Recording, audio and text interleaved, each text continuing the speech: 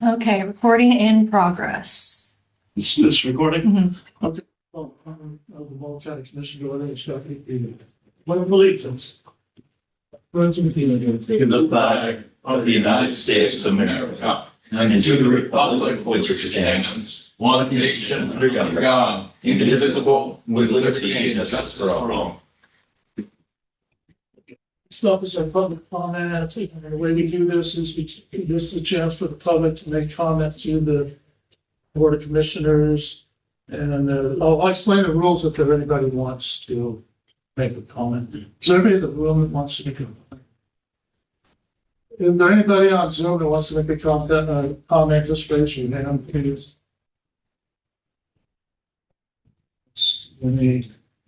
Okay, consideration and adoption of agenda. Any changes, Matt? No. I'll move for approval of the agenda as presented. Aye, second. Move to second, any further discussion, all in favor? Aye. Aye. All opposed, motion carried. Okay. We'll jump into our department's reports, assessment tax, quarterly report. Mike, if you have anything you want to give, but just. Unless anyone has any questions. Okay, if you got any questions, Mike? I guess I do have one thing to add. I'm leaving this afternoon to head to Portland to a meeting, spring conference with the Oregon Public Property Managers Association. Just the big topic is the new foreclosure rules, and gonna have lobbyists from AOC there to talk about potential fixes in the upcoming legislative session. Good, get all straightened out on that new deal, huh? Okay.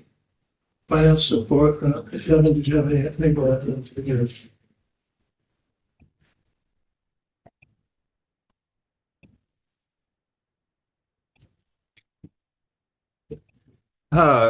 Kevin, it's finance director.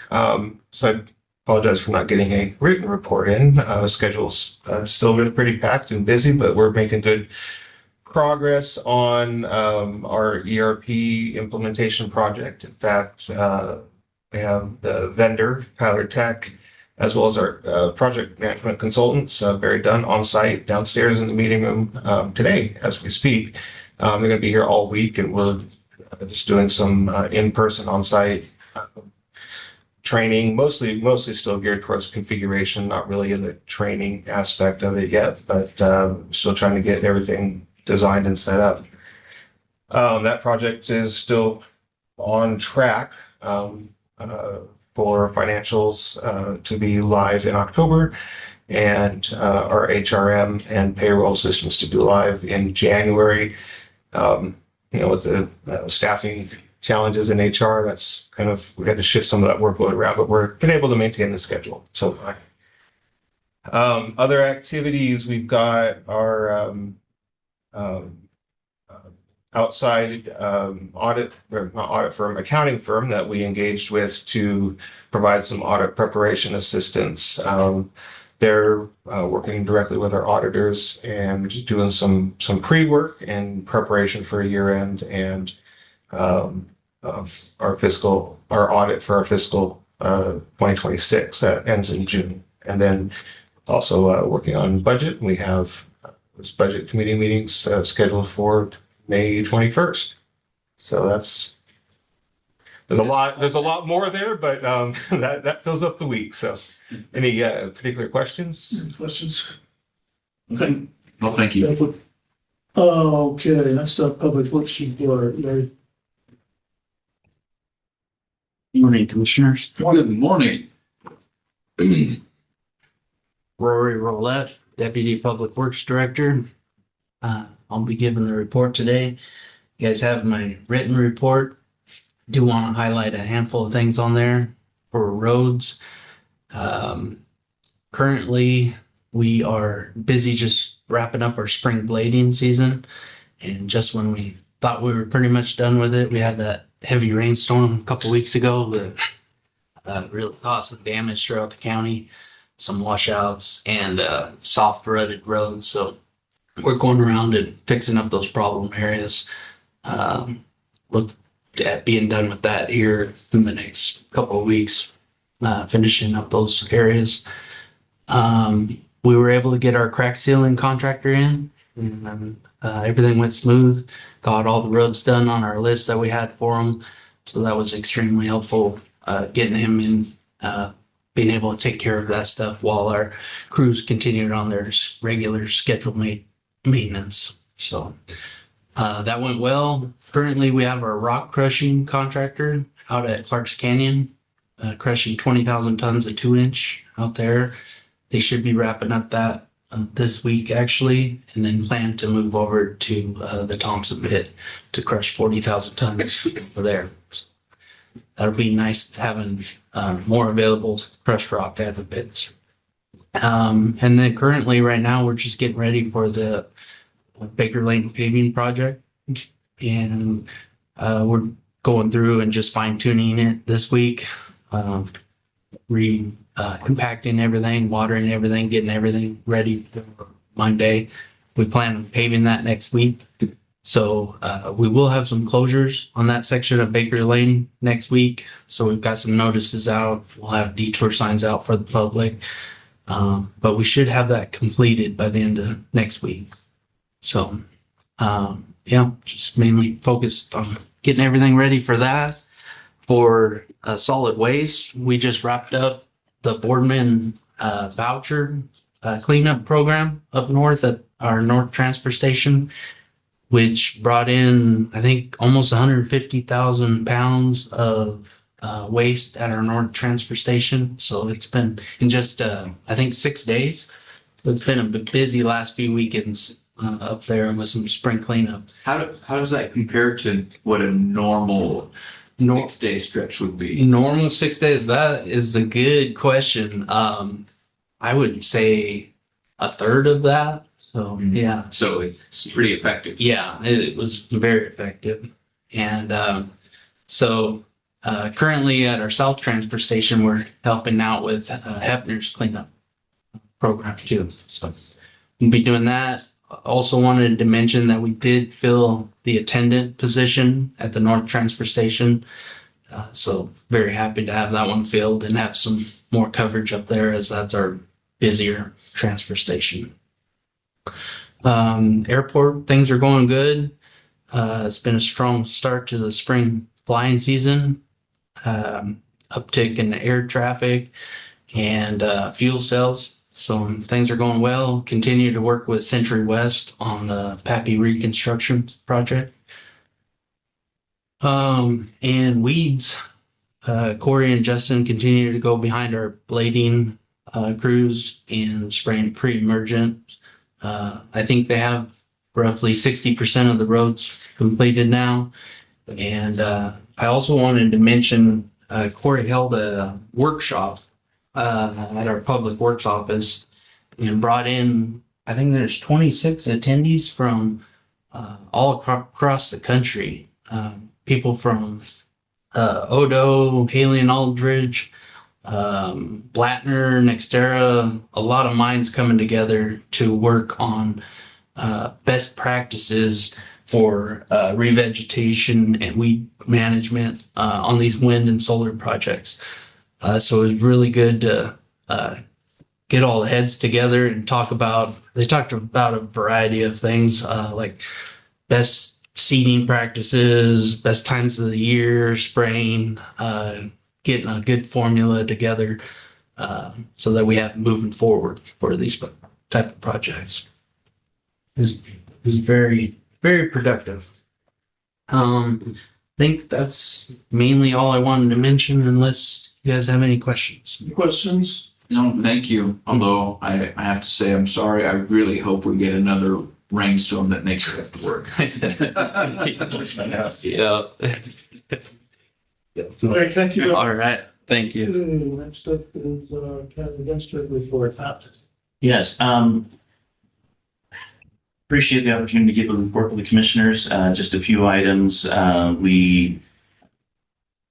As we've gone through, just want to give you an update on the HR director staffing. We do have a second interview for 2 candidates this next Monday, having kind of a 2-phase follow-up interview with some scenario-based items and then an opportunity for several staff and department heads to meet with the candidates to kind of get a good feel for them. Hopefully we'll have some good determination from that and can move forward and get that back staffed, because that's not a very fun one to be in term on. So though we haven't had major issues, so it's going well, and I appreciate Mindy covering the load as she is and continuing to do that. Clean Water Consortium, one item is that we are, Jared Tash, the managing director, and I are presenting to Boardman City next Wednesday evening, and we'll be having kind of a work session with them to talk about these. What our hopes are is to get some firm direction on which way they want to go. We also want to make sure they're fully educated on that from our side of things, and just clear up any misconceptions that might be. And so we're planning to go there and have a presentation, pass them back and forth, and we may be, we will be bringing it back because there will be actions for the county as well as for the CWC to take based on that. Courthouse project, the project updates attached, it's going very well. We're still on schedule. No change orders have happened on the project so far. We've had some ASIs, which is just information that they need to change and everything, but we're on target and things are going well.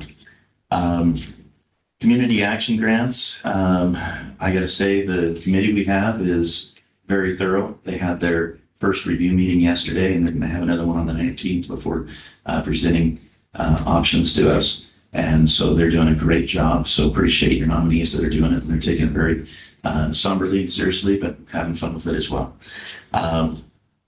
I do want to just note that Commissioner Winholtz and I went and toured the CDA property and saw the road work that's going out there, and nice road, and interesting to see how that is, and just making sure that we've got a clear understanding on development of the road and transition of that property away from Morrow County and how that pertains. With that, if there's any questions, happy to address any questions by the board. Questions about? I don't have any. Thank you. Good, thank you. One of this. What's that? Is that, is a kind of that nice report you made up on the construction, progress. Is that going to be a regular thing? Did you say that? I just got another one for it's almost going to be a weekly kind of thing. So we had one 3 weeks ago in the packet, and they presented this one, which is short. They just literally sent me one about 15 minutes ago for May 6th. And so we will be including those in the packets and providing those to you. We could just email them to you and then include them in the packets for public record. Well, what's ever doing it, tell them I appreciate it. Yeah, that's about, I actually, when I got that, I immediately replied and said, our commissioners really appreciate this. Thank you. So. Okay, thanks, Matt. Consent agenda. I have one I want to pull out. 5CV. Anybody else have anything you want? No. Hear a motion to approve consent agenda, less 5C. I make that motion. Second. Moved and seconded. Any further discussion? All in favor? Aye. All opposed? Motion carried. Okay, 5C, the only question I got, I don't know, maybe this is a question for Kevin. Does this have anything to do with the administrator's spending limit, Kevin, for total projects?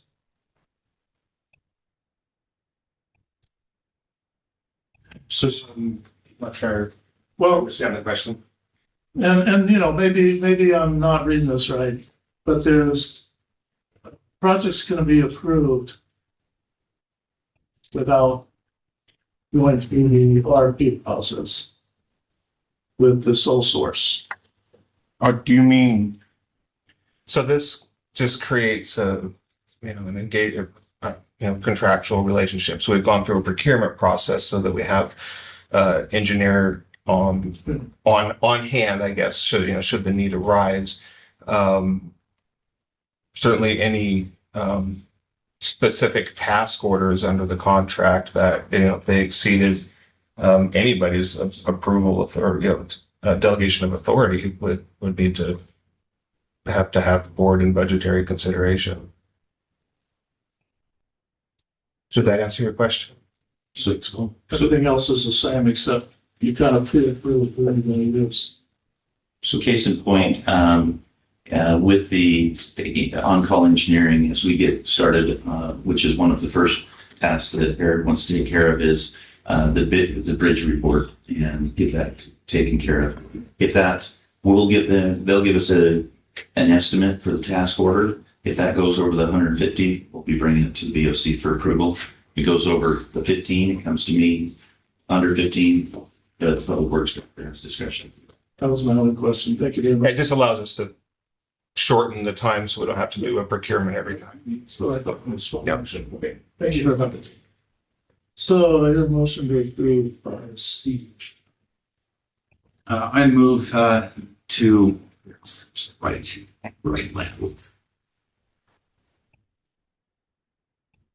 I move to approve the on-call engineering and surveying services agreement with Keller Associates and authorize execution of the contract. Second. Moving second, further discussion, all in favor? Aye. All opposed, motion carried. Okay, now we move into a public hearing for a request for special procurement determination to be the recording and event logging system upgrade for emergency dispatch. And that's Sheriff Von Knowles and Kevin. So, let's just like, you know, after staff reports, then we'll open up the public comment. We'll both close public comment. And then the board will deliberate, makes its decision. So we'll start with the staff report. Kevin, did you want to do that or do you want to share? So I will talk about the procurement aspect of it, and then anything specific to the system or what's, you know, the substance of what's being proposed. I'll let representative from the sheriff's office or dispatch speak to that. So this is a request for a special procurement determination. So our procurement ordinance allows for the board, as the local contract review board, to designate a procurement as a special procurement and define the rules, I guess, so to speak, about how that proceeds and how that contract is awarded. This is a joint procurement because it's a system that's utilized by both the Umatilla County Sheriff's Office and the Morrow County Sheriff's Office. And so given the complexities of the requirements and coordination of requirements between the two entities, the Sheriff's Office felt that it was the most expeditious approach to do a direct negotiation and award with a vendor that's already known to, and I believe is the current provider to make this system upgrade. So as I said, our procurement ordinance allows for the board to make that determination following subject to a public hearing. So anything that you folks want to add on the system itself? I would just add to, so we're clear, this is a joint system, a partnership between Morrow and Umatilla County that we've had for years. Both dispatch run off the same system. So. You have anything you want to add to this? Okay. That concludes staff report then. Anything else you guys want to throw in there? Okay. Any questions of anyone? Okay. Okay, we'll open this up to public comment now. Is there anybody in the room or on Zoom who would like to comment in favor of this action? Raise your hand if you're on Zoom. Right. Is there anybody in the room or on Zoom who would like to comment in opposition or is just neutral, make a comment? Raise your hand. Okay, I don't see anything. So we'll close the public comment. And that concludes the public hearing portion, well, the public comment portion. And now the board, BOC will make their decision on this request. Discussion? Motion? Well, my only question is, so do we have this budgeted already, or where are we pulling the money for this? that's just, So this would be included in the proposed budget for FY 27. okay. Obviously, it's subject to funding, and the reason why it's coming before the board now is because the support and warranty expires on the current system. I'm probably way oversimplifying this, sorry, but on June 30th. And so we need to have, something in the queue and ready to move forward as soon as those appropriations are approved by the board for FY 27. Again, subject to, any changes in funding availability. Thank you for that clarification. And by doing it now saves money versus waiting later. Any other questions, stuff? Good. You motion to approve? I move to approve the request for a special procurement of the emergency dispatch event logging and reporting system upgrades and authorize the Morrow County Sheriff's Office to proceed in coordination with Umatilla County. Second. Been moved and seconded. Any further discussion? All in favor? Aye. Aye. All opposed? Motion carried. Okay, thank you. And we have a secondary suggested one. Do you need that, Matt? Do you need to have a motion to complete the procurement? And I apologize. I got just distracted looking ahead.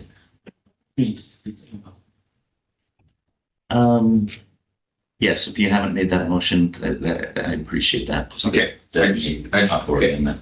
All right. I move to authorize the county administrator to sign and execute contracts and documents necessary to complete the previous procurement.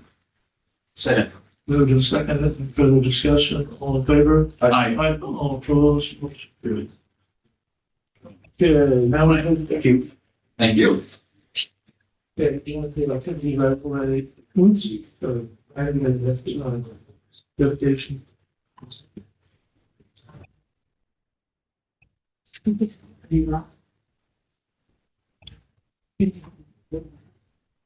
There's right back to us. Yeah. Rory Roulette, Public Works Deputy Director. Here we've got Ron McInnes here today with us. Would you just do a quick interjection on Ron? So, most of us know him, but or maybe you'll just say, Yeah, come on up here, Ron. yeah. Long time no see. Yeah, that's customary. Ron McInnes, McInnes Engineering, 79980 Prindle Road, Huston, Oregon. Previously involved with the board. Yeah, so he's been working with us, working with the developer on dedicating this additional 10-foot right of way on the stretch of Coonsey just east of Paul Smith. Throughout that section, the right of way kind of goes in and out, in and out. This will help straighten up that a little bit and provide future development for upgrades on Coonsey.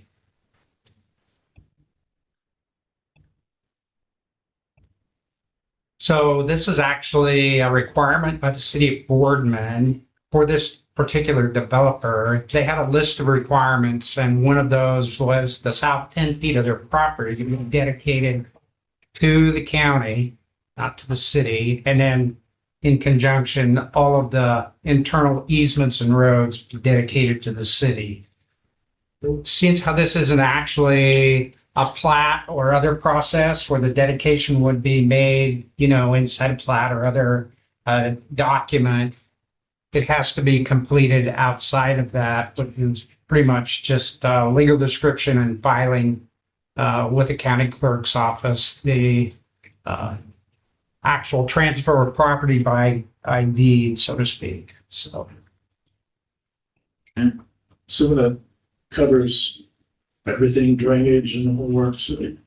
yeah, well, I guess to complicate matters further, there were a number of utilities that thought they were in the county right away and they were developed on this property that kind of created the need. And as you recall, some years ago, the county went through an active process of widening Coonsey Road in various portions and trying to convince landowners to, deed 10 feet of property on each side to create the typical right of way for a county road. Whereas, originally Coonsey was 40. In a lot of areas, they did get cooperation from landowners, and in some areas they did not. This is one of those occasions where they did not. And so this kind of cleans that up. Good. If I could add. Yeah, yes. Was the property owner required to put in a sidewalk in that area? Is it No, they were rural they- county road standard? they were required to do landscaping in that area and put a fence at the edge of what would be now their property line. So Rory Public Works doesn't see any issue with it being county maintenance requirement? No. Okay. Just with those roads that are shared between, city and county perspective, that's just one little hurdle that we want to make sure is taken care of. So they have sidewalks internal Mm-hmm. to the development, but they do not have any along Coonsey. Okay. All right, any other questions, Ron or Rory? We'll move to approve the right of way dedication of Quincy Lane section as presented. I second. Been moved and seconded, further discussion, all in favor? Aye. All opposed? Aye. All opposed, motion carried. Thank you, gentlemen. Thank you. Yep. Okay, the next up is our liability insurance deductible proposal for fiscal year 27. Joe Fessler and Kevin.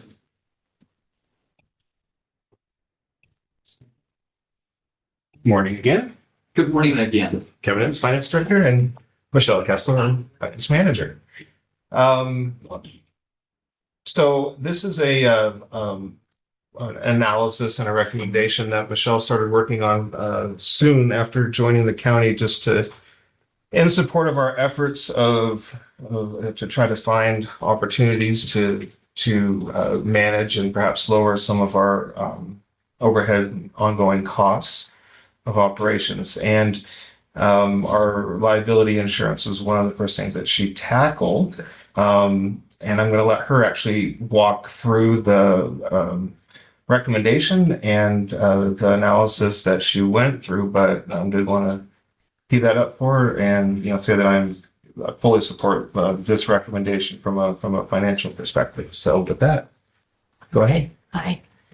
So looking at our insurance, I noticed that currently we have in general and auto liability aggregate of 20,000. However, we have not needed to have such a low deductible plan over the county. And as you can see from the charts that show a comparison of deductible plans throughout the years, a 10-year study, if we had used a different deductible plan, we would have saved money over the course of these 10 years.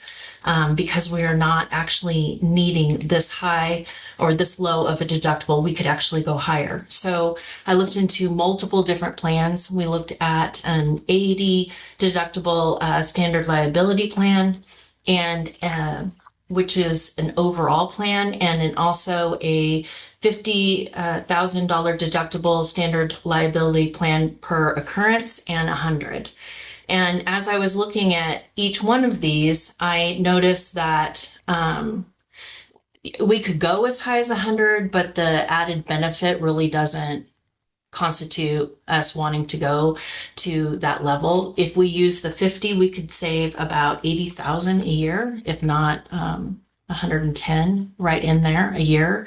And still, so over a 10-year period, we're saving quite a bit of money by raising that deductible to what we need. We've only used 173,000. That's our losses over 10 years. So I just think that we could save quite a bit of money every year if we raise this to 50 from 20. Any questions? I just have a comment. Thank you for doing this. Yeah. My whose idea was that I did this in my business and came to, did a spreadsheet like you did, and that was very thorough, and we appreciate you. Yeah, thank you. For that, because it's something that I think people overlook sometimes. But, yeah.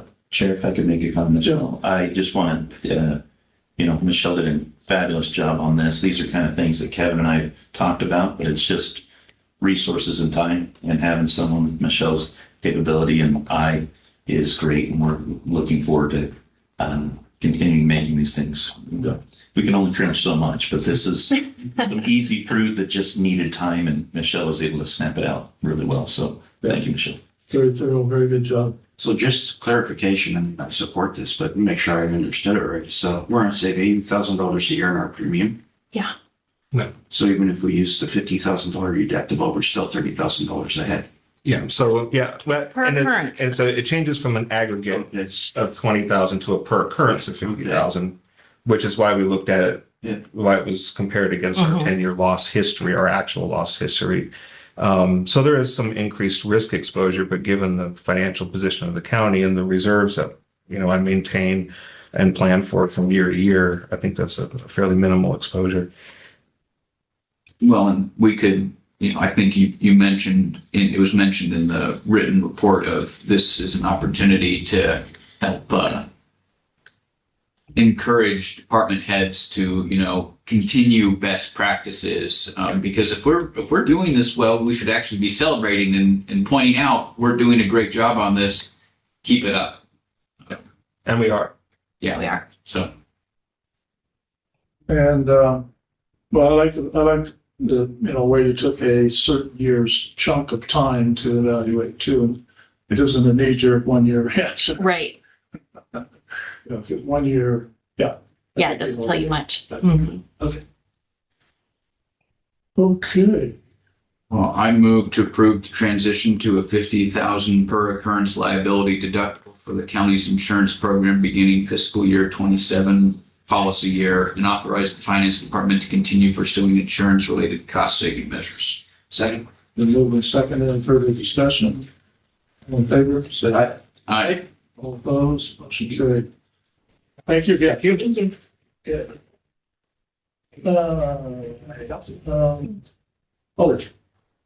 Before we go, what time is it now? Matt, do you want to interject now so everybody knows a good time for the land use attorney's going to be available? It's going to impact what we're doing, but just so everybody knows. And so, board, there's one of the executive sessions, we kind of have a window of time that we would need to go to. There'll be a legal consultant who's what they call in for that. It's a specific window. So I talked with the chair about that yesterday, and I might kind of throw a towel in and kind of symbolize that we need to readjust the agenda just to accommodate that. I think we're going at a pretty good little pace, so hopefully we can get through most of our items. Worst case, we might redo your commissioner reports and that to after the executive sessions, and we'll put that purpose for the executive session at the top of the executive session period. So just to let you know, if I make eyes with Dave and we suddenly start swapping things, my wife. Just to refresh my memory, we can do all four of these in one. We can. Yes, you do one executive session and just explain the different topics that we'll be discussing. In executive session. Do we have to come back into open and do it again? Okay. So if we go. That means you'll have to read all those items at once, but yes. That's right. Yeah. It'll wear me out on that. But that I'm going to mean is if we're inside of the executive session and the time comes up for him, it's going to be easy to switch. Yes. Yeah, okay. Okay. All kind of public transit discretionary grant requests. Hello, Patrick Keeley, Morrow County Public Transit. I'm here today. Stephen was going to try to jump online if he finished up with his physical therapy today. I don't see him on there, but I can go ahead and proceed. This is an opportunity. ODOT has been looking for this for a long time as part of their Greater Transit Network initiative. And right now there's a big gap in the Eastern Oregon has some coverage. You can get around Eastern Oregon pretty well. Kayak has done a pretty good job at connecting these small agencies and these small communities. You can get right now from Willała Lake all the way through to John Day and then on to Bend, right? Maybe not on the same day as they connect on different points, but people in those communities can be connected on into Hermiston. They come through the Port of Morrow into Boardman. As you know, Morrow County has our routes that connect all of Morrow County into Hermiston for connectability, and we're pretty well covered. And then on the other side of the Dalles, everything is connected all the way through. Right now, between Boardman and the Dalles, there is no connection. So from either direction, there's this dead space, and ODOT has been seeking the opportunity to fill that for a long time. Morrow County Public Transit is currently in the position, we believe, to apply for this and make good on that should it become awarded to us. As part of this, it's a 1-year stiff discretionary grant process. As ODOT is restructuring the way they do their finances and the way that these become available, this is for 1 year and then will be potentially available for future years to be reapplied for. We're proposing this as a pilot program to confirm that it is necessary, it's sustainable, and that it is going to be utilized by the persons on either end of this. As part of this, we've reached out from our partners here at Region 5, which is this Eastern Oregon kind of network. We've talked to the persons, I believe it's Region 4 is kind of that Wheeler, Sherman County area on into Biggs. And this would allow them the opportunity to bring folks up to the I-84 corridor, where we would have timed connection points moving through those, and on into the CAT, and I don't remember the other name of it. There's several providers that come into the Dalles that then connect on through to TriMet and onto the coast. So once this network is in place, eventually, as part of their ODOT goal, you could go from Ontario to the coast via public transit and have that opportunity to connect any of these small pioneer towns to be able to have access to those. So all of the information has been put into the packet and put forward. There's also a copy of the application that we were able to fill out. We got it approved to proceed with the pre-application and the application from our TAC. And right now we're just looking for your guys' approval to go ahead and pursue this as a viable option through ODOT. I'm happy to answer any questions that you guys might have to the best of my ability. Okay, any questions of Patrick? I can't see, this looks like a good deal to me. I don't see any downside to it.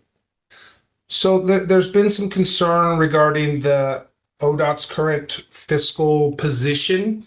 And I can't speak to those. None of us can see into the future, obviously, and I don't know what their plan is. I know that as part of their greater initiative, this has been a 30-year process, and I don't foresee them shutting that goal down of being able to connect these communities.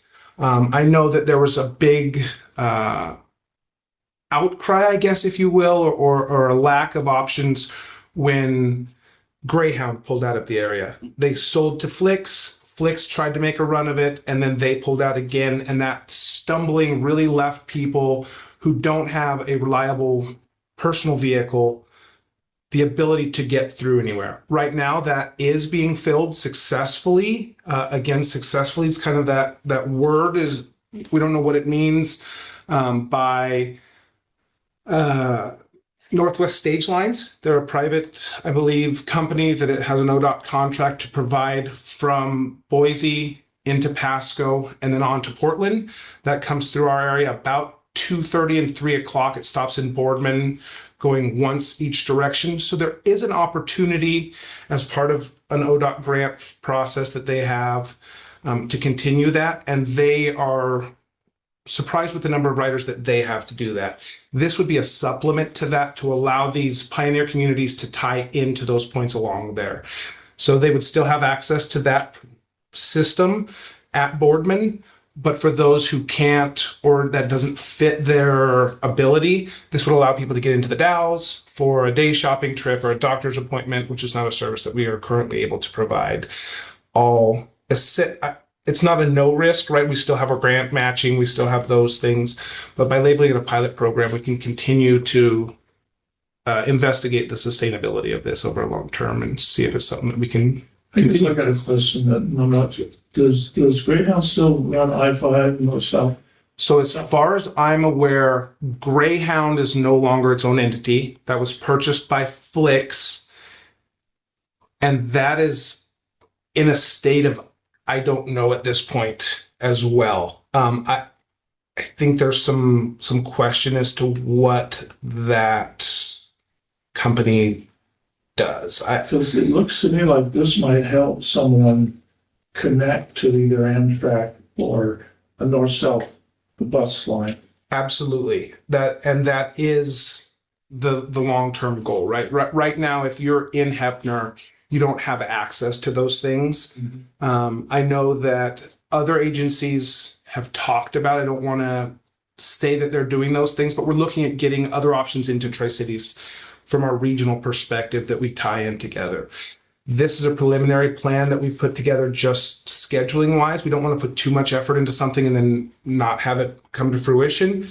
But this is designed currently to potentially meet with all of those connectors in Hermiston at Walmart, and then again, all of those connectors at the Dalles so that they can move on or connect locally for either option.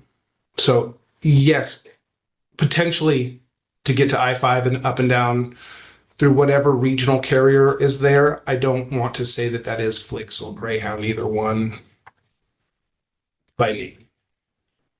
Well, I think it's great, and I'm excited to see you guys stretch your wings a little more. So I'm a couple of comments and a question is that I will say that, this route has been a goal of ODOT's for a few years now. But one of the comments too is that at the advisory committee, there was concern raised that if we do this and the funding goes away, Morrow County gets the black eye for discontinuing the service instead of ODOT and the funding goes away. Just throw that out there. And then kind of a question is, the match is going to come from grant dollars that you've had, but I know that probably a year ago that you guys were telling us that because there hadn't been a application submitted in time that you didn't have as much operating revenue to sustain what you were doing. So how is this going to affect our existing services when you've already told us that you didn't have as much money as you did before to current programs? So great points. A lot of that comes from a lack of understanding of our position at that point. Looking at the numbers on the wall and trying to interpret those as we were left short term by our leadership at that time, and then being able to analyze those numbers now. Because we're completely grant funded, the way those grants can be allocated have been streamlined and designed to better be allocated and more fully utilized. We're currently working with the finance department as an example, the 5311 group of funds. We've traditionally just used it to write off our administrative funds, which was the salaries of the administrators in the department and do those things. In looking at that, they've changed what they're going to allow and the percentage that can go to that. So we're looking at different opportunities to reallocate those funds from that system that was put in place by somebody, carried over, change of leadership, and just continued what we were doing that was not to the best ability. We're rewriting some of those grants as I brought forward, like you said, a year ago, trying to re-streamline some of those things. Right now, we're looking at the 5310 vehicle purchase, which is going to utilize those funds to the full extent. That then frees up money that can be used elsewhere to try to cut down on some of these things. Stephen has done a great job at following our finances, looking at those, streamlining, increasing our ridership. We changed our routes around to make them more usable. And everything we're doing currently, we're giving more rides and spending less money because we're doing them in a more efficient manner. And our goal is to continue to find those things that we can make efficient and streamline and maximize both the usability and the timely connections and those things moving forward. So the short answer interpretation is that you don't think it's going to affect your current operations by That is taking correct. out your limited funds and bringing on a new round. That is correct. So I will move to approve the grant application for stiff discretionary funds to support Morrow County Public Transit pilot project. Second. Moved and seconded. Any further discussion? All in favor? Aye. Aye. All opposed? Chair, can I ask a question on Patrick? Yep. And Jeff, just because you're on the chat. Hooking into the state, more or less link, do you think that might position us better for a grant for a transit center in the future? I mean, because they'll need a place. Well, I know Greyhound usually stops at convenience stores and that kind of stuff or that, but would this be something? Do you think that's going to have money? Well, that's the question, but it's also with that one, they go after state funds. So we'd be wanting to make sure that the state says, yeah, we really need this transit center because it's part of our inter-community transportation link statewide. So Why? Speculation, yes, obviously. of course. But I think that by Morrow County taking on this project that the state wants to have happen, you get it in good graces and they probably look more favorably about funding something. And Patrick, thank you for holding down the fort with Kingdom's leave. So He's still available by phone, and I don't hesitate to. So, thank you, gentlemen. ask him that question. Next up, 70. B, budget adjustment, transfer appropriation from defense to defense.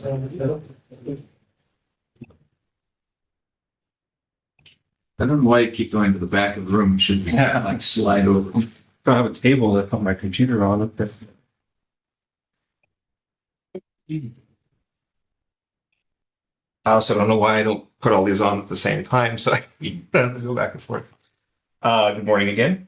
This is a proposed budget adjustment, which is a transfer of appropriations from contingency to materials and services and personnel in the fair fund.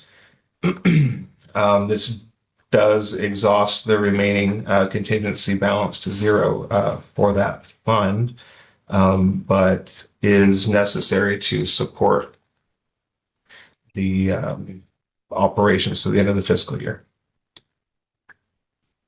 Okay, my question is, give me an example of, and I'm not opposed to this, at least just for future.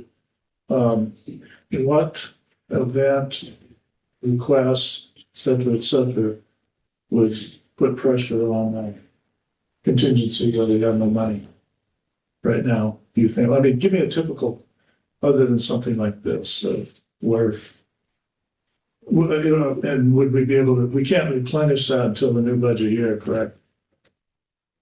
Because the contingency is set up for contingency. Yes, there's a couple of questions there.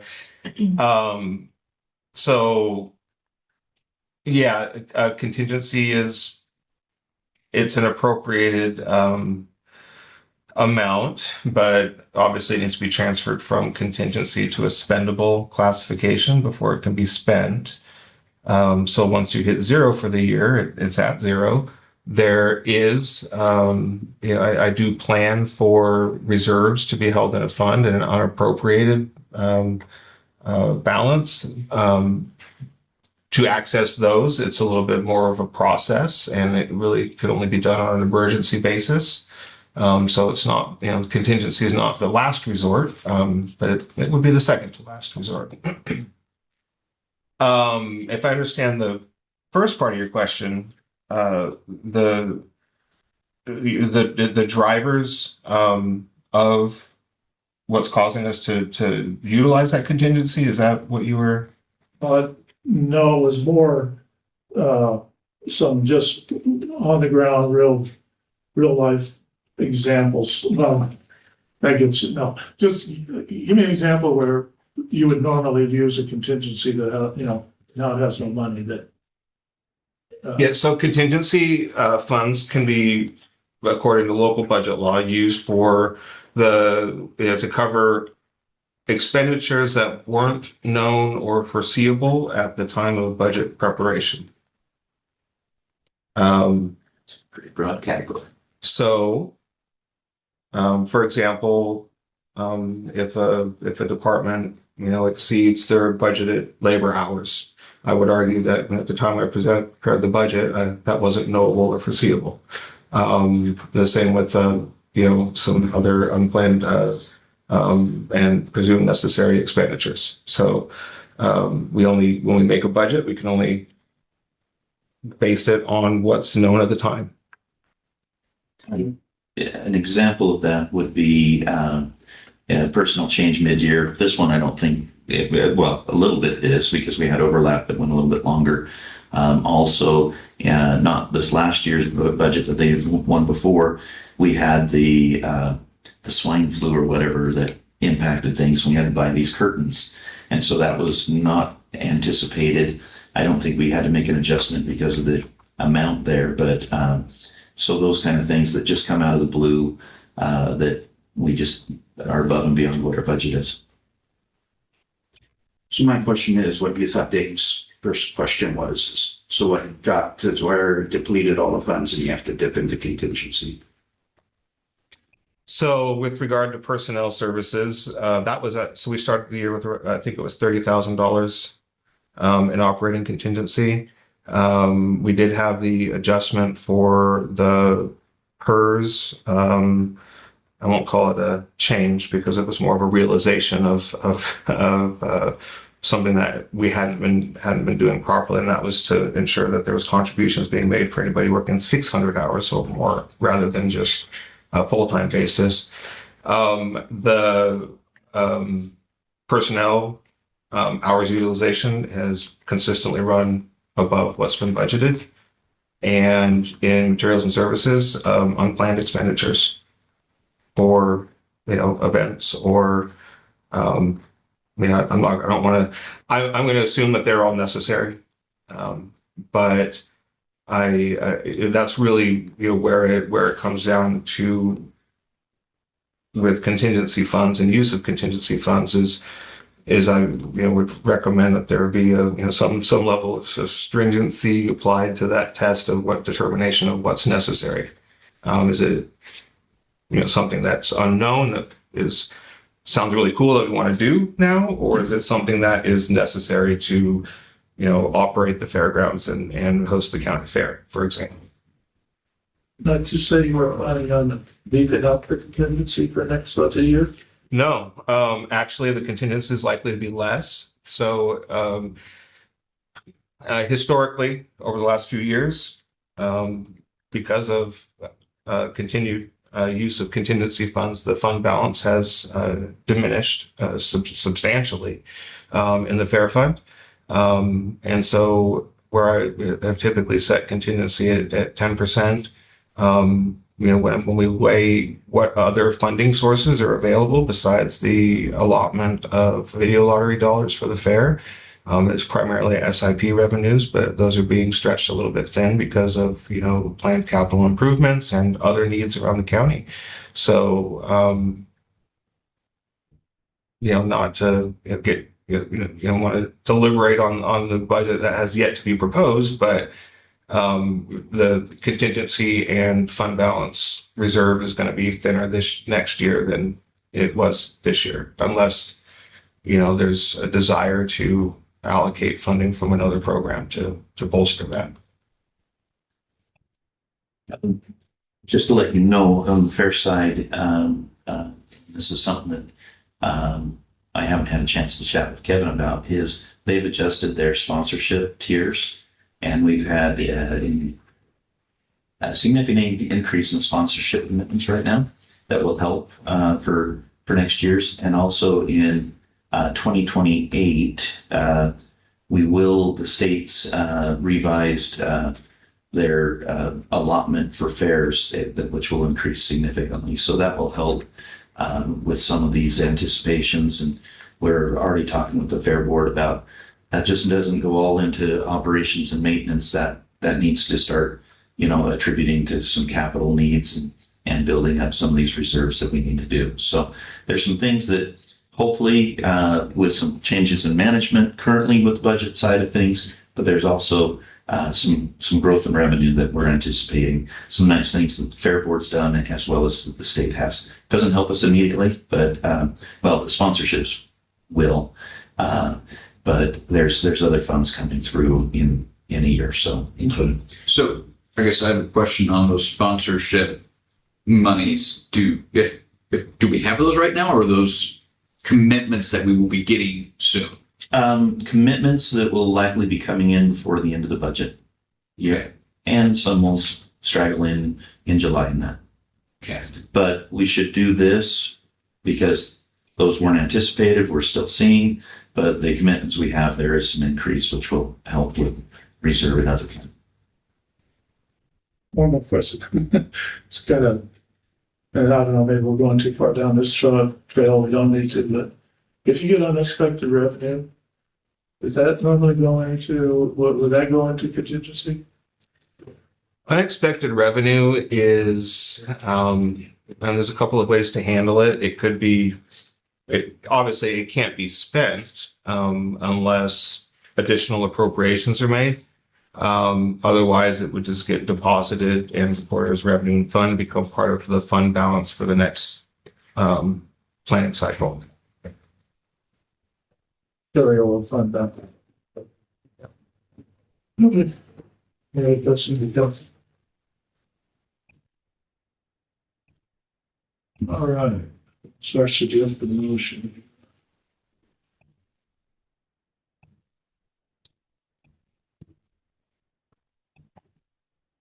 I don't see one, so I can. Maybe I pulled up an old one. To my residence. You can send an updated one. I always put the wrong one. Yeah, there's, I move to approve resolution R-2026-10, transferring appropriations from operating contingency and adjusting the budget as presented therein. Second. moved and second, any further discussion? All in favor? Aye. All opposed, motion carries. Thank you. No, you want to stay there just in case they have any dust there. Keep back and forth. I think we got covered, to the back but there might be. Yep, absolutely. And Rory, just if I could have you come up just if there's any questions on solid waste. So sorry about that. Okay, we're on 2E, all right? Ordinance 2026-06, another ordinance to amendment to the ordinance MC-0306, Morrow County Solid Waste Management Plan to specify the utilization of Justin. So if it's okay, I'll introduce it. Kevin, in his due diligence with budget preparation, did a search and found a discrepancy with our solid waste management plan, which limited the use of solid waste fees and licenses only for solid waste expenditures. This is not the historical intent and basis of what the county's done this for. Before this, the solid waste management plan was adopted in 2006. They had these funds allocated to the general fund and helping support other groups. Even in the year that they adopted that ordinance, there was allocations to the general fund and other groups, including the Ways and Means Committee for grants and everything. Back in 2013, 2014, I pulled up BOC meeting notes where that was when they discovered that you couldn't subsidize the roads budget with general funds. That was against ORS. And so that was when they determined to use the Finley Butte licensing fees to assist the roads public works budget directly. So we have more or less a 20-year history since the solid waste management plan was adopted, that restriction that is in the ordinance and the management plan was never the real intent for the county. However, to make sure that we are compliant with the ordinances and the plans that we have, Kevin flagged this for me and just asked for my assistance as he was doing the European budget. And so we've done the research and pulled together this ordinance for what we can do. And so we worked with Justin on that. And so he's going to just explain the ordinance side of things. But I do want to have Kevin and Lori, just in case you have questions on this issue. Yeah, absolutely. And when we first looked at it, one of these that seemed like is, well, they have ordinance, but a lot of these transfers and the budgeting was approved also by the board. So you go back through and have the board approving the budgeting. Some of these ones, does that cover it? And it's like, well, no, we saw this ordinance. We need to clean this up. So I definitely appreciate Kevin noticing this and bringing it to our attention. And it's a good idea to clean it up. What you're going to see as part of this ordinance is we have it listed as an emergency ordinance basis, so we can approve it at one meeting. One of the ideas being this is the time for budgeting, right? This is when Kevin's working on the budgets and everything else, and it's difficult for him to budget allocation of these funds if he's looking at an ordinance that says no, you don't do it this way. And so I think that's one of the purposes too, is to say we need to clean this up today. It doesn't include any new additional taxes on the public. It's not one of those things we have an ordinance that imposes different rules on the public that they'd be surprised about. That's one of the ideas of having the second reading of an ordinance is more of a notice to the public, hey, there's rules changing here that could affect you directly. This is different where it's more just allocation, ratifying what we've done in the past too, and moving forward on the use of the funds. Not all of a sudden an increase saying new ordinance, waste fees, tripling in costs. No, that's not this. The hard part about an ordinance like this, but it's not hard part, but single reading for a single hearing as an ordinance, you have to read the ordinance in full. And then the second time by title only. It's an odd process in statute, but so I'm going to be reading this in full, probably kind of fast, but I'll be reading it. I don't have the technology that I can use in the legislature that can just fly by and read these yet. And then by title only. So that's why it's a little bit different. The process and be reading it through. This changes two parts. There's the ordinance itself, and then you'll actually, as a part of a packet here, has the waste management plan itself, which is a much larger document. I'm not reading all that. I'm just reading the ordinance because I specify in the ordinance what part's being changed and the fund and the usage of the funds. So that's all I think I have. I can start reading it, but if you have questions for me or anyone else, I guess the one thing I wanted to ask, when we're looking at this for solid waste, these funds we receive, the licensing fees, are in excess of what the cost of solid waste is. That's how we're able to utilize the funds. And that's one thing there's a nod of the head yes from Kevin, because it'd be one thing if, you have an ordinance that says, hey, we have these funds we use for solid waste and we use it for other things and say, oh, well, solid waste, we can't pay for that anymore. Too bad. No, these are actually pure excess funds. They're not needed for the additional solid waste purpose, and that's why it's been used for other projects for the county. You'll see in the ordinance also it's been used for different things, but it's also helped cover for the public works, and it's very clear when you go through it, at least from my review, solid waste and the language is in the ordinance uses the transportation aspect. I mean, we talk about the dumping of the trash. When you have our transfer sites, people are going across the roads to take their trash there. This is not just, and our the trucks going through using different vehicles. So I think it ties together. That's why the provision's in the ordinance, but it's just trying to clear things up. And if there's not any questions, I'll just start the process here. Well, do we need to move to adopt it and then read it, or do we have to read it before we move? I generally will read. My process was to read it through and then to approve and adopt the ordinance after reading through. Okay. All right. So I think that process, I could be wrong. I trust your. No, you're the attorney. Okay. Is it our option to have you read the entire ordinance? No, I wish it was. You actually, there is an option, but then that'll delay it 2 weeks and things like that. No, we don't do that. All right. It's not 2 pages. Yeah, I tried to shorten it up. And also, I guess, just for the record, too, it wasn't just me working out. I want to thank Bob Blackmore, too. We have weekly admin council meetings where Mr. Blackmore's a part of it. And he also kind of looked through and gave some suggestions too. So I want to just thank him for his help. It's nice to have that assistance also and to look through it. So, all right. So this will be the first reading before the Board of Commissioners for Morrow County, Oregon. An ordinance amending ordinance MC 03061 County Solid Waste Management Plan to specify the utilization of funds. And again, that's ordinance number ORD 2026-6. Whereas ORS 459.0171B mandates local government units have primary responsibility for planning and solid waste management. And whereas ORS 459.085 and sub 2 authorizes counties to regulate solid waste management outside of the cities and within the county. And whereas Morrow County adopted ordinance MC-03-06, the adoption ordinance of the 2006 Solid Waste Management Plan and Ordinance, and Morrow County Solid Waste Management Plan.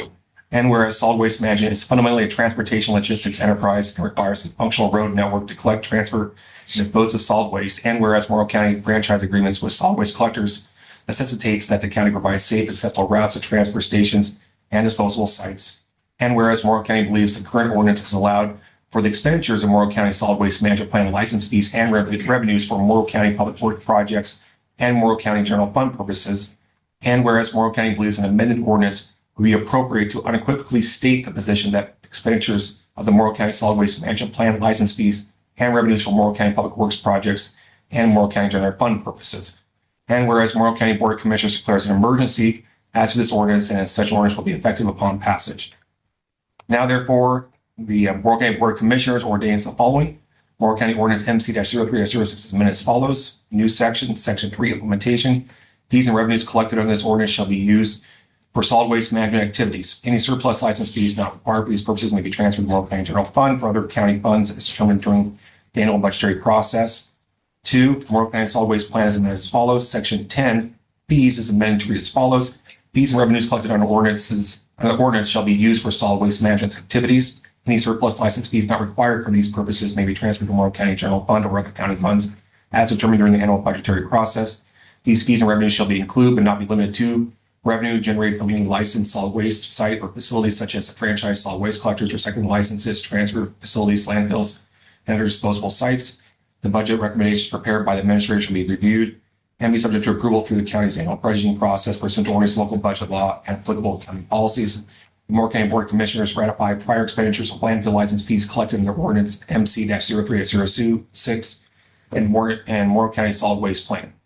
Date of reading and passage, ORS 203.045 sub 4, May 6, 2026. Effective date, ORS 203.045 sub 9, May 6, 2026. Dated this 6th day of May, 2026, and then the signature lines. And again, for the second reading aspect by title only, an ordinance amending ordinance MC 0306 Morrow County Solid Waste Management Plan to specify utilization of funds. And so that's all I have at this point. So I ask the court, the board, if they have any other questions, or move to approve the ordinance and ORD 2026-6. Do I hear a motion to do that?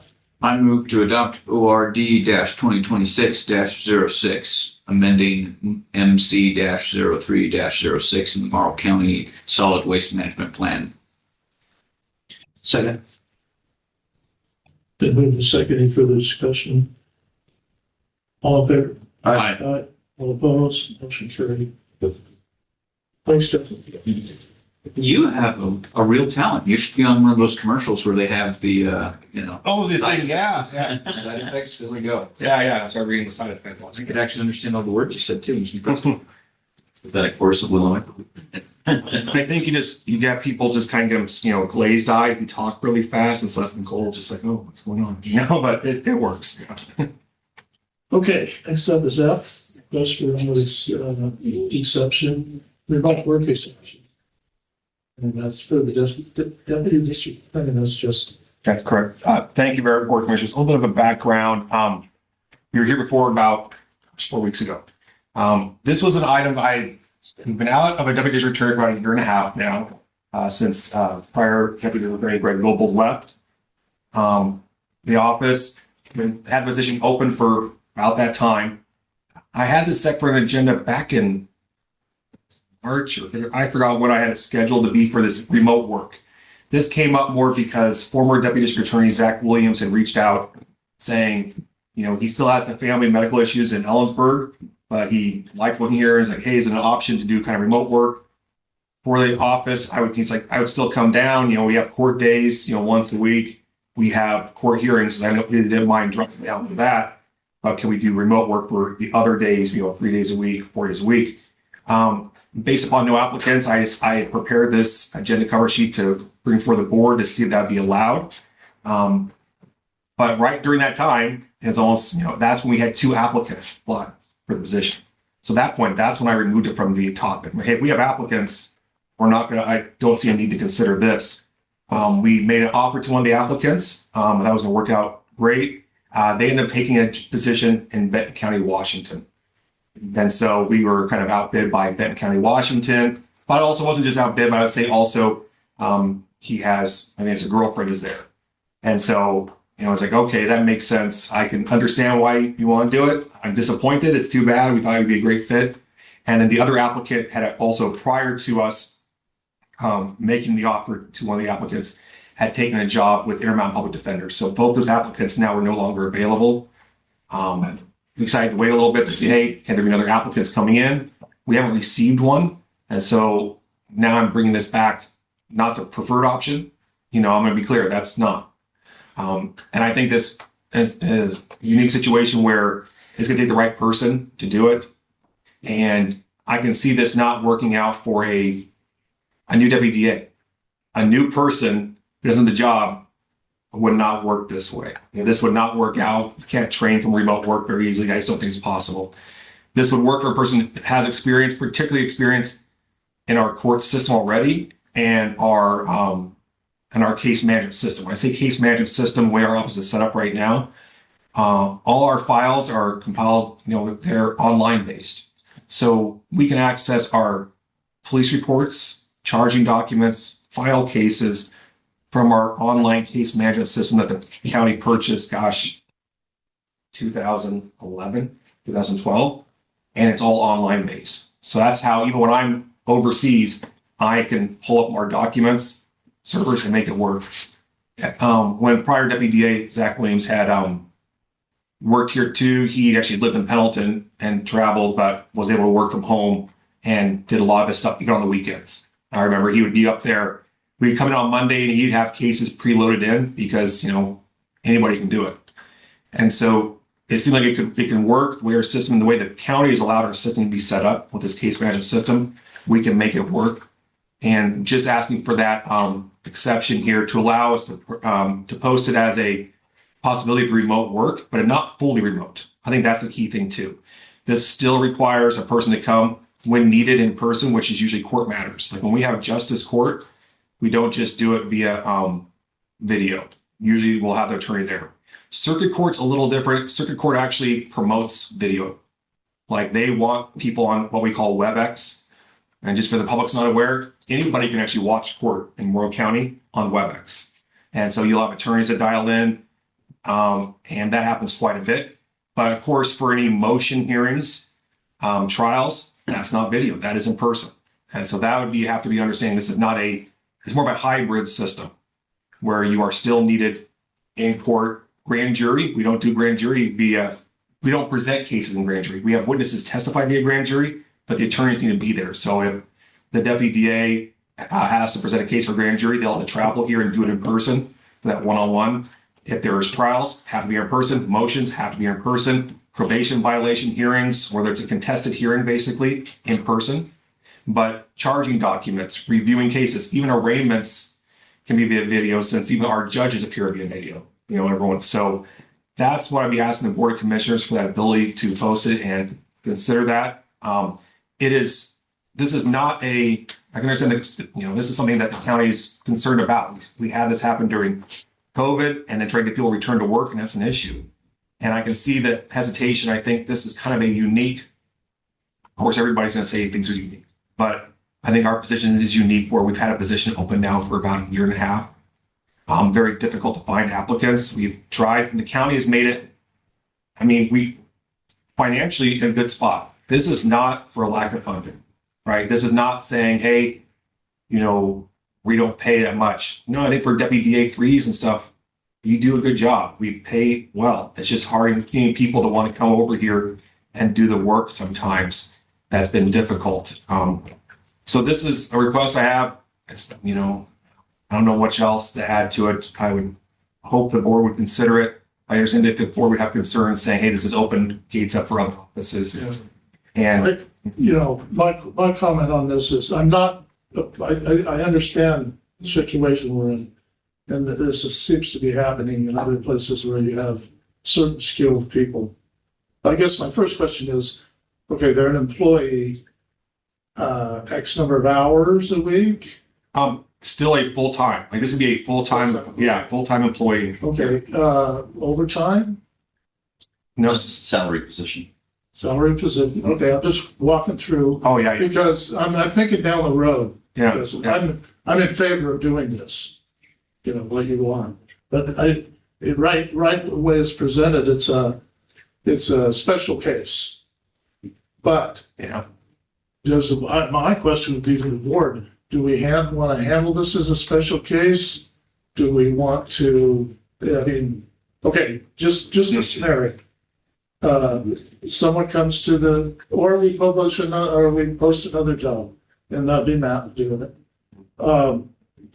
Would we advertise that as possible? And then this probably isn't a question to you, this is probably a question to the board and Matt. Do we advertise that as a possibly remote, and then they bring it every case to the BOC for approval? Do we do we get a policy together on when and where? And like I said, this is not for you in particular. I'm going to vote in favor of this. But that's my question. Because once you start making special cases, you see, well, and then what if you said, okay, I don't want to move to Morrow County, but they're qualified for a certain position, say, well, if we went to the BOC, we could get you an exception. Is that our policy from now on? Or, I mean, maybe it is. Yeah. I don't know. I mean, to me, I think that's a staff. I think that's a staff question more than a BOC question. And I know we've placed them in the position of making a BOC because we were concerned that more and more people would go remote, and we want them in the office. Yeah. Does all this make sense? It does. And with this, I mean, our current policy was adopted post-COVID, and in trying to get people to come back. And there's when you're a government public sector entity, you need to have access to the public for sure. And I do agree with you, Chair, that this is a special skill-based position that we're having an extremely difficult time recruiting. Other counties are as well. If this was not a known individual who was successful previously with this, well liked by our juvenile department, by the sheriff's department, and others for his taking care of cases and that, I'd be more hesitant about it. Still would consider it. It's interesting. Umatilla County has, I believe, two DAs that are on remote things, so they're a much bigger county with much more DAs, and they're still resorting to this.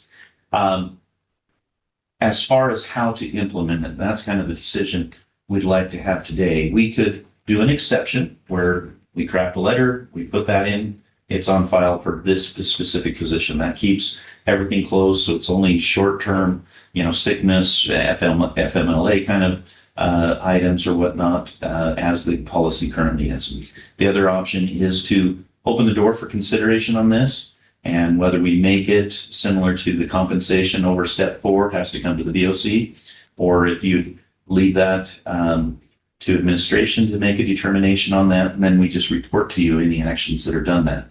I would, again, my viewpoint is government needs to be accessible to the people, so this will be a very close-guarded consideration. I appreciate the BOC being flexible on things like our finance department, locating that for better recruitment and that. And DA, fortunately, is a big use of technology. So there's a lot of things going through that.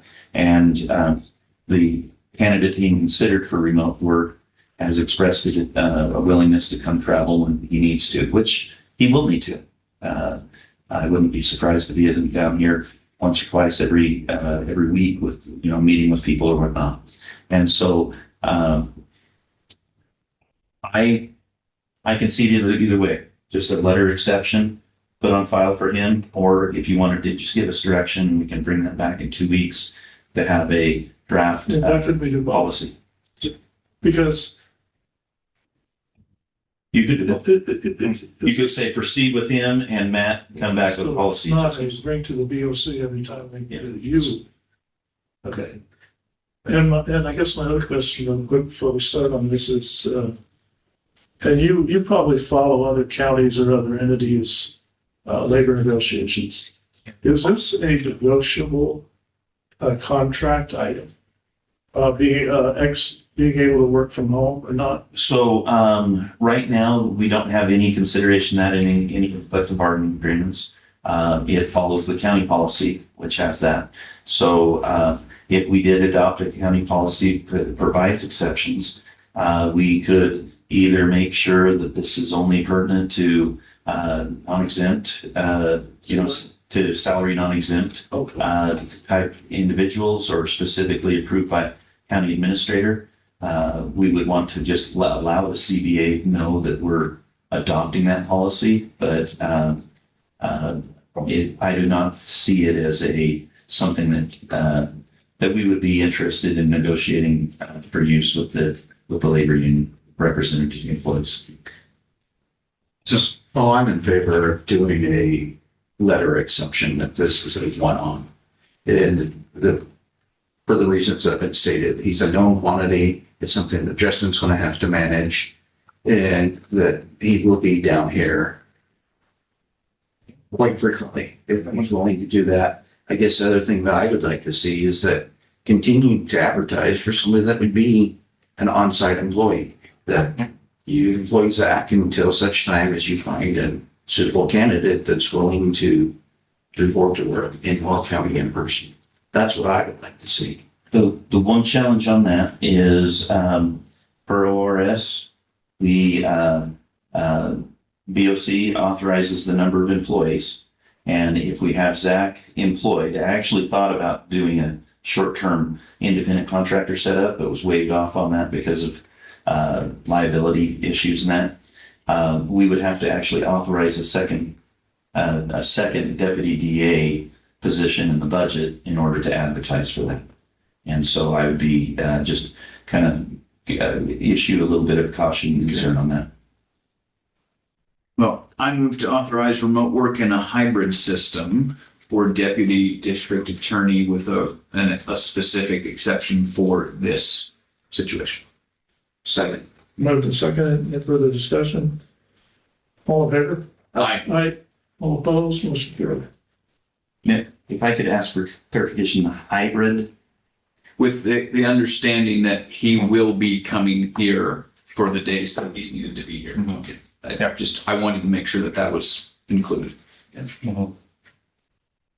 Okay. Thank you, Justin. Thank you very much, Board Commissioner. Okay, next up is our correspondence. Valerie, Denny, not getting? Item G. Oh, I'm sorry, compensation, yeah, let's not forget that. Compensation Board recommendation for fiscal year 27, Matt. As interim human resources, we held the elected officials compensation board met on April 17th, 2026. A good meeting with recommendations for the elected officials for the upcoming fiscal year. I do have to say I prepared this report on Friday and I did not have my folder. There are 2 adjustments that I need to include on this. It is recommended that across the board, there's a 2.7% COLA increase for commissioners, assessor, clerk, justice of the peace, sheriff, and treasurer positions. So all elected officials would have that COLA increase. There's an additional 2.3%, so a 5% total increase for commissioners, assessor, clerk, justice of the peace positions. They asked for an additional 1% for the sheriff, specifically because of comparables, plus a bit of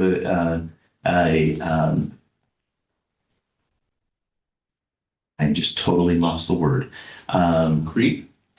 That's pretty close to what I'm looking at. Compression issues, salary compression issues between the undersheriff and the sheriff. He's getting He's the only elected official that's in single digits below his next, his direct report. That's partially because Brian's just been here so long, and we love him for being here so long. Sounds like. So they recommended that be an additional 1% to maintain that separation. So my apologies that wasn't on there. The other change was increasing the DA attorney stipend by 6% instead of 5%. That brings it up to 26,500 on that one. Begging the BOC's forgiveness for not having most totally updated. It's our recommendation to the recommendation of the compensation board to proceed with those changes. Does have a fiscal impact, a little bit more than what's reported here. Quite frankly, it's probably about $2,000 more than what's reported on the fiscal impact. So we'd ask for your consideration so that our finance department can build that into the budget documents and be able to have that ready for budget consideration on the 21st. Any questions from the board? Not for you, but for Justin. If my understanding is correct, the former CDA director was in trouble with the ethics department for proposing their own salary adjustment. So how will it be if we are voting on our own salary adjustment? So, do we need to declare something? I know that Lisa Middlesdorf at the port was, when this ruling came out, she was having concerns about presenting her own salary increase in her budget to her board, even though she wasn't voting. But when we are voting on our own salary increase, what's your guidance? Well, I guess first off, it's actually required in statute that the compensation board reviews them, right? So actually it's the commissioner's part. And then it does get forward as part of recommendations to the board of commissioners. You're not approving it at this point, then it goes before the budget. This goes forward as a recommendation. The budget, during the budget meetings, the group may decide, no, we're not going to do this as a whole, or yes, we will. So I think that's allowed in the fact that one, it's required in statute that it has to go compensation, gets reviewed and then forwarded on, and then the budget itself, budget committees or whatever actually ones that approve it and get signed off on. So I don't see an issue because I think statute says you have to go this way almost. And so I can see the concern. That's the weird part. I can definitely, if I were in yours, choose to be like, hey, cautious. I think that's where a lot of people are cautious now. I just look at it by legal aspect saying, well, it has to go through this process here. And it's not just you, the next stage. It's just supporting on saying, yep, budget committee, you can consider this. Kevin, you can include this initially in the proposal, but it can get changed during the process too. Well, how do they do it at the state level? Does the legislature approve their salaries and turn it in? Yeah, they can move it on to a budget committee for final approval? I think they just do it. Or they don't do it, you know? It's just, Or a lot of people in trouble now. well, it's, yeah. I think there were other things in that case, but beyond. But that item was specifically called out. Yeah. Yes, but there were other things involved in that specific item. It was not just that it was voted on, it was that it was misleading. But yeah, It wasn't truly misleading because you read the document, it clearly stated in there what the increase was, what it was being. yeah. And if you read the document. It's also as them being, back graded or anything else on an effective date in July. If it's approved, it's all open, not submission of a document, I guess, for increase. This seems It would pretty be, good. I think, a good idea for any of us who have concerns to call the ethics commission before we have our budget committee meeting. I think that would be, I'm going to do that because you do bring up a good point of, at some point, we need somebody to tell us how to handle this. This one is very specifically construed through the ORS. It talks about not only that,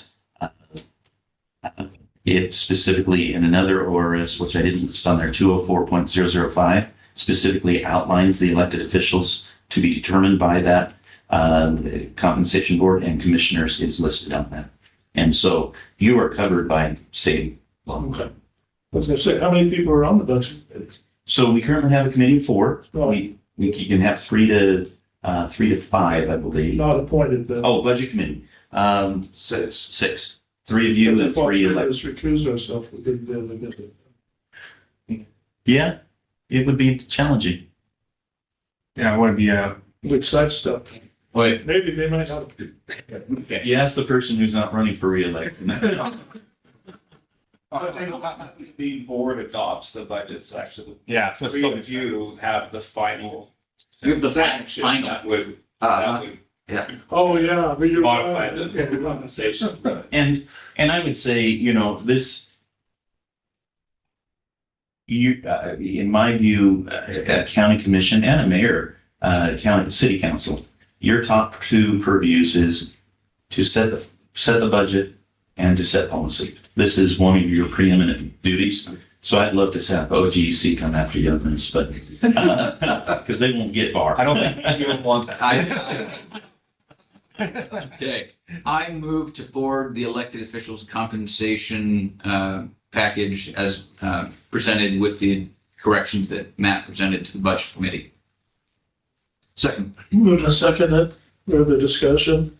All in favor? Aye. Aye. All opposed? Same sign. Motion carried. Okay. And Chair, it looks like we're making good time. So if you want to proceed with the commission reports now before going to executive session. Just keep going. Yeah, okay. Correspondence. Valerie, got anything? No. Okay. Commissioner reports. Anything, Gus? Matt and I did have the initial SIP work for meeting with the board. I believe that we didn't come to an agreement after some discussion that it would be a four-member board and the initial event stuff, and basically we ended up tasking Dave or Matt and Lisa with clarifying some framework for some things moving forward. So that's that. The CDA road is being paved. Won't be long and it will be done. And then let's see, tomorrow I'm attending the NEAT meeting in LeGrand. That's the Northeast Area Commission on Transportation. And then Friday to be at REAP meeting, maybe Renewable Energy Association. Other than that, I think that's it. So just for clarification, the four-member board, is this to review what four-member board for what? For the SIPs, the negotiations of, when we were meeting that one time down at the port. And then there was a proposal that there would be two representatives from the county and two from and they would be negotiating. That was a motion by this group to appoint a board to get, there are two people, staff and elected to meet with the board. To talk about. To I didn't. develop an IGA. Yeah, to develop an IGA. Right. Okay. To bring back to us for our final approval. And in the IGA, instead of, because there was talk that the port was really looking at, following the same process as like the enterprise zone. But the discussion was look at how long it takes to get that number of people together with schedules in terms of being, more nimble and responsive to somebody to make a smaller. Ultimately that will have to come back and be approved by both boards. But if you have representatives there, because, with the current legislation, the port basically has veto authority on anything that, if we were to negotiate it ourselves. So if they're there in the room, then in theory, they should be willing to support whatever's negotiated and move forward. And if you included, two of us on that, then it becomes public meeting, and more requirements and more stringent. Not that you can hold it in executive session, but it's just, this felt it'd be more nimble, gives you to access. But you would describe this, your meeting with, who did you say was on the board? So the port representatives were at that meeting where Lisa was there, Jerry Reitman and John Murray. Okay. They have two electeds. Yeah, because they have They 5 have numbers? members, so Yeah. 2 isn't a quorum for them. Yeah. Well, I know, it's not. But four. so us as me, Matt. We only had 2 against their 3. It was Jeff, myself, and Michael. Mike. Oh, that's right, Mike. Good, okay. He can hold his foot. 3 to 3, oh, yeah. Oh, yeah, he's good. So overall, you'd say you came out of there with a positive feeling that we're moving forward on this? There was process. I don't want to put you on the spot. There was some progress made, but Yeah, it almost seemed like there was the port representatives weren't in alignment exactly, but I'm sure they're going to have some discussions and make that happen. Okay. You got another meeting scheduled, did you say? May 19th, there will be another meeting scheduled, and again, we tasked Matt and Lisa to work together, hammer out some framework for us to vote on. Okay, I guess we'll just go down the line here. My report, I guess, Senator Jeff Murphy was in town on Sunday. Not a huge crowd. But it turned out pretty good, I think. We just, Commissioner Gus Peterson was there, Justin was there, some representatives from the city, Wick Van. It was a good group. Had a little pre-meeting before, talked to him in a side office about some of the issues facing Warren County, which went pretty good. And then we just kind of sat around in a circle and people talked. And I think he kind of liked that because it's kind of raucous with some of the other ones. He mentioned that the town halls are kind of dying out because it's so partisan. But ours was, we had sincere questions all the way agricultural to data centers to all kinds of good stuff. So I came away, don't you think that's good? Yes, I think it was good. I thought it was a good, yeah. Real discussion, not demonstrations and yelling. Anyway, and that looked kind of similar to our other senator, when he came, Whitey. They had that one in Boardman, and they moved it from the big hall into just out in the hall, literally out in the hall, because there wasn't very many people. We kind of sat around the circle there. I don't know if any other guys were there for that or not, but it was similar to that. So I thought they both be good. Anyway, that's all I got. Okay, I don't have anything for the moment. Nothing. Nothing? Okay. Yeah. All right, I want to call it a recess before we go into executive session, so. 5-minute recess. We'll be back in open. I think that's order, what kind of session. And from here, we're going to go into executive session, the 4 of them combined. And Morrow County Board of Commissioners now meet in executive session pursuant to ORS 192-6602A, which allows the commission to meet executive session, consider the employment of a public officer, employee, staff member, or individual agent. Also under ORS 192-6602D, which allows the commission to meet in executive session and conduct deliberations with persons designated by the governing body to carry on labor negotiations. Also under ORS 192-6602G, which allows the board to consider preliminary negotiations involving matters of trade or commerce in which the governing body is in competition with governing bodies in other states or nations. And the final one is ORS 192-6602H, which allows the commission to meet in executive session and consult with counsel concerning the legal rights and duties of the public body with regard to current litigation or litigation that may be filed. Representatives of news media and designated staff shall be allowed to take executive session. All the members of the audience are asked to leave the room. Representatives of the news media are specifically directed not to report on or otherwise disclose any of the deliberations or anything said about these subjects during the executive session, except to state the general subject of the session as previously announced. No decision may be made in executive session. At the end of the executive session, we will return to open session and welcome the audience back into the room. And there will be potential for a decision or action items as a result of these executive sessions. So with that, call us into executive sessions. Okay, call the open meeting back to order for the Morrow County Commission, and we do have a motion even to consider. Okay. I move to approve the sheriff's office to make an employment offer for a patrol deputy at grade 21, step 11. Second. Been moved and seconded. Any further discussion? All in favor? Aye. Aye. All opposed? Motion carried. Okay, anything else to come before the commission at this time? Just for the one, not a lot of people on Zoom, but we have a work session at 1:30, so. All right, let's call the meeting adjourned. Justin, you sent me an email to begin with.